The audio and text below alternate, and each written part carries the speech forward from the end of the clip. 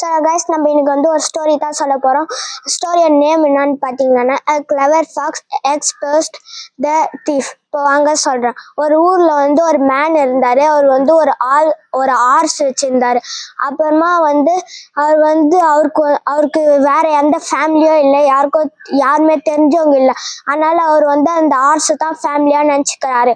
ஒரு நாள் அவர் குதிரை சவாரி பண்ணிட்டு வந்தோடனே அந்த ஹார்ஸுக்கும் டயர்ட் ஆயிடுச்சு, அந்த மேனுக்கும் டயர்ட் ஆயிடுச்சு. அவர் போய் அந்த ஹார்ஸை மரத்தில் கட்டிட்டு அவர் போய் வீட்டுள்ள போய் தூங்கிட்டாராம். அவர் தூங்கிட்டு வெளியே வந்தோடனே வெளியே ஹார்ஸ் இல்லையா.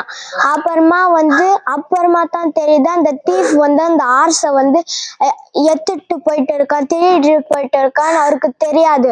அப்புறமா அந்த தீஃப் அந்த மேன் கிட்ட யாரை தேடுறீங்கன்னு கேட்டாங்களாம். அப்போ அந்த மேன் சொன்னாரா, நான் இங்க என்னுடைய ஹார்ஸ் கட்டி வச்சிருந்தேன், அந்த ஹார்ஸ் காணோம், அதனால தான் தேடிட்டு இருக்கேன்னு சொன்னாங்க. அப்புறமா தீஃப் சொல்றாராம், எனக்கு தெரிஞ்சு இந்த மரம் தான் அந்த ஹார்ஸை சாப்பிட்டுட்டு இருக்கும்னு சொன்னாராம் தீஃப். அப்புறமா இந்த மேன் அதை என்னால் நம்பவே முடியல, நான் போய் காட்டுல போய் தேடுறேன்னு சொல்லிட்டு போய் காட்டு ஃபுல்லா தேடினாராம். அப்போ அங்க ஒரு ஃபாக்ஸ் இருந்துச்சான்.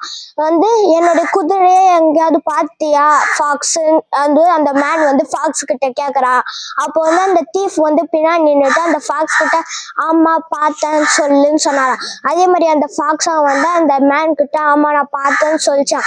அப்புறமா அந்த தீஃபுக்கு தெரியாது இந்த மாதிரி நம்ம ஹார்ஸை திருடிட்டு போனது அந்த ஃபாக்ஸ் பாட்டு இருக்காதுன்னு நினைச்சிருக்காரு.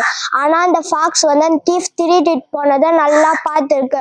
அப்புறமா எங்க இருக்குதுன்னு அந்த மேன் கேட்கும் போது கரெக்டா எடுத்துன்னு போய் அங்க காமிச்சு இங்கதான் அந்த ஹார்ஸ் இருக்குதுன்னு காமிச்சு அந்த ஹார்ஸ் மேல ஏறி உட்காந்து அவரும் வீட்டுக்கு போயிட்டாரு, அந்த ஃபாக்ஸுக்கு தேங்க்யூ சொல்லிட்டு.